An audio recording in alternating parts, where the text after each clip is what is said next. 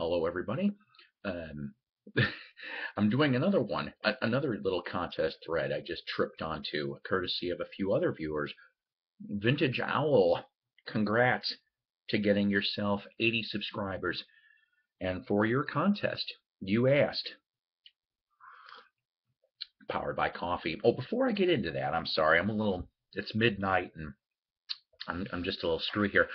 I'm Psycho, literally, otherwise known as Paul Pease or Psycho DJ.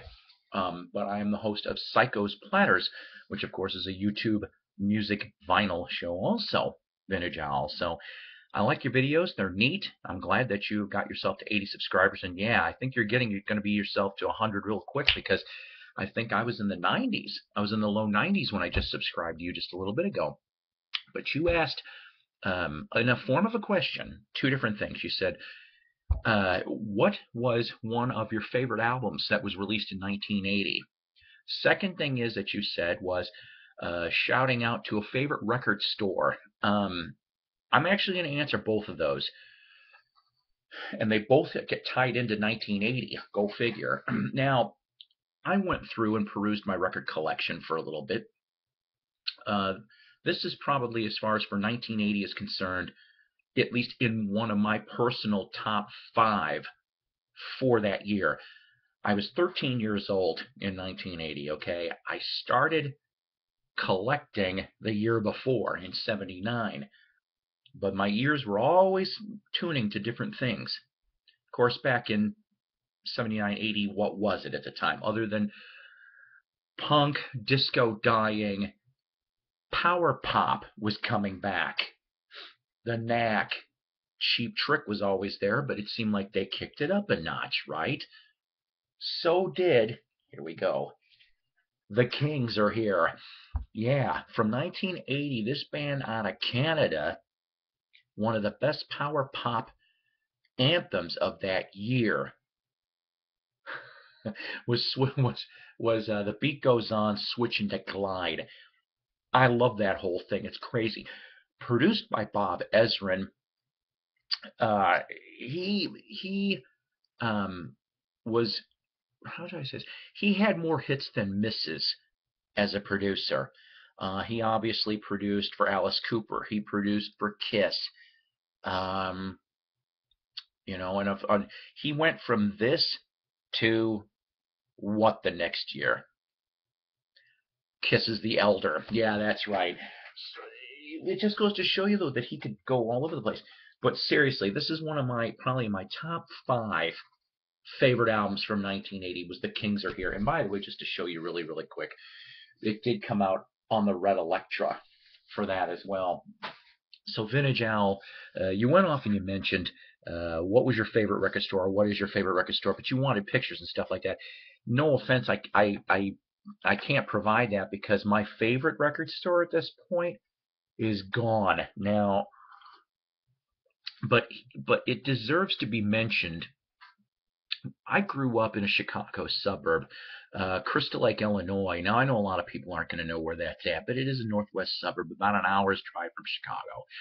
And when I was 12 in late 79, okay, Full Circle Records opened up.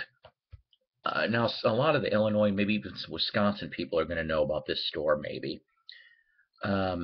It was run by a really, really cool dude named Skip. Ken was a co-owner too, but Ken kind of got out of it.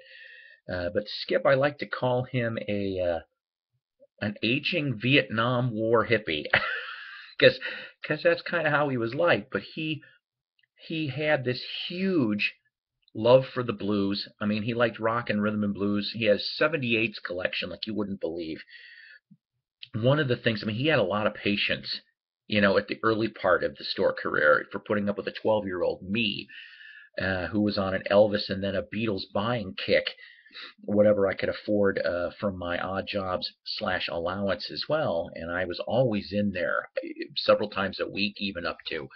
And he carried that store for 25 years. And he decided in 2004 that he was going to, he wasn't making it anymore. The brick and mortar was actually eating money out of him as opposed to going online.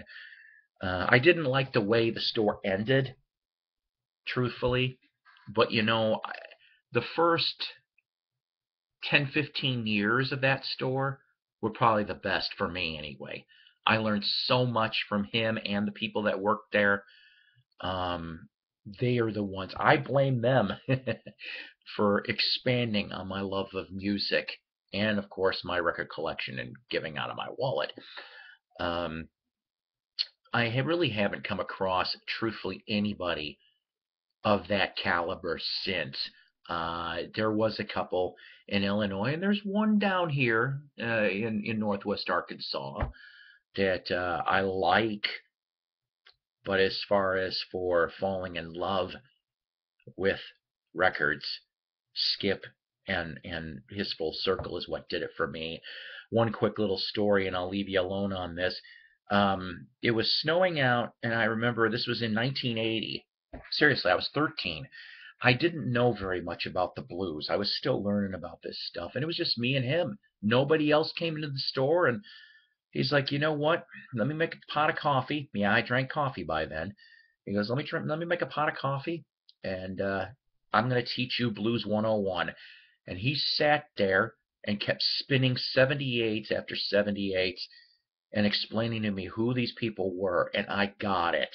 And for a 13-year-old kid to start getting and appreciating that kind of music from a guy who could have just said piss off, but took the time out to spend with me, I think was fantastic. So, you know what? It was worth my time and investment. And I hope the favorite record stores that you guys got out there are worth the time and investment. Thank you, Vintage Owl, for letting me to spout off and relive a little bit of memories of a 13-year-old kid, now AKA almost 48, at the end of the summer. I hope this kind of helps out. And like I said, I do like your videos.